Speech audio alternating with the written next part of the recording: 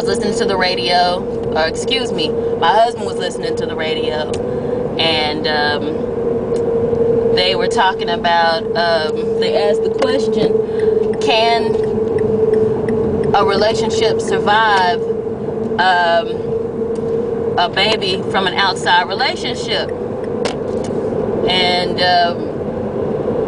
what we thought the scenario would have been, typically, with the radio, even the radio personalities thought this, they thought it would have typically been the guy stepped out on the girl, and the guy went off and got the girl pregnant, and did they survive? Did their relationship survive? Well, we were shocked to find out that the callers that called in, the women that called in to respond to this query,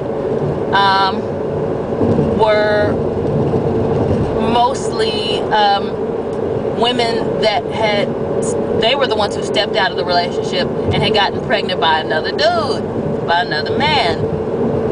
And, you know, that's quite scandalous. And, I mean, I am typically the type of person who's like, I don't believe in double standards. I don't like double standards. Not at all.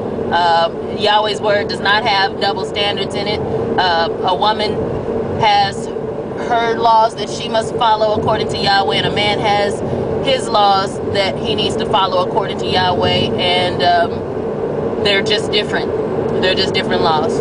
Everything revolves around the woman in a biblical household, a Hebraic household. Everything revolves around the woman. The household revolves around the woman.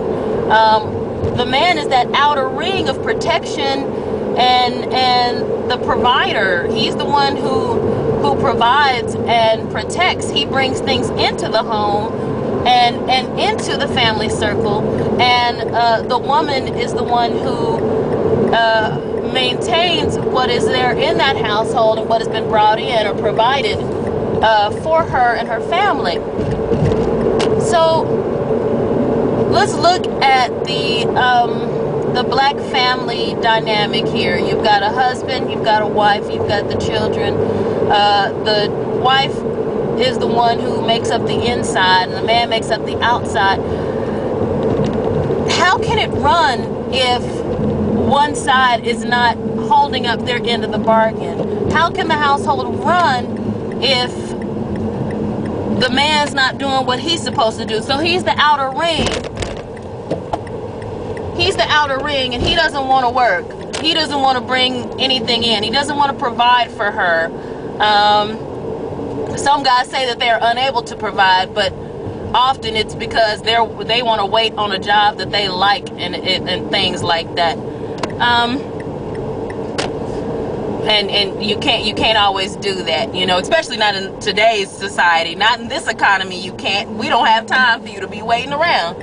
So, and then the other ones, you know, they're very lazy. So you don't want to provide and everything. So how is that household running? It's like a tire running without the you know, the outside rubber part of the tire. I don't know what it's called, but you know, if you get a flat tire and it's running on that metal part on the rim, you know, it's getting all torn up and everything. Eventually the car's not gonna be able to go running like that. It might do for a little while, but what about if it's the other way around? To me, it seems like that could even be seen as worse if it's the other way around. So here she is. She's not doing her part.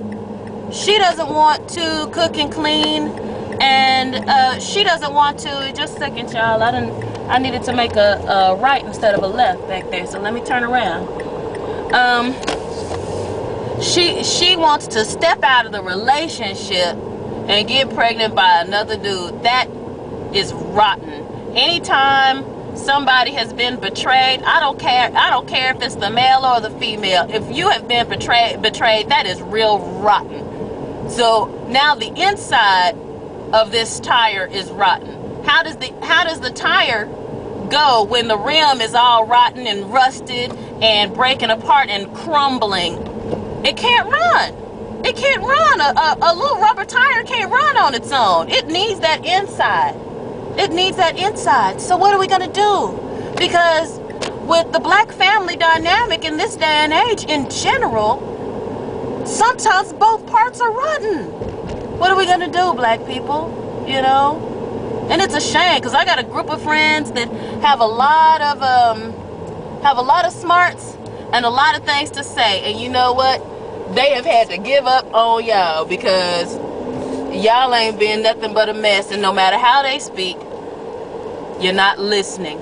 Y'all don't listen. And you know, y'all say that y'all won't change, but y'all not gonna do nothing for change. So I totally understand where they're coming from.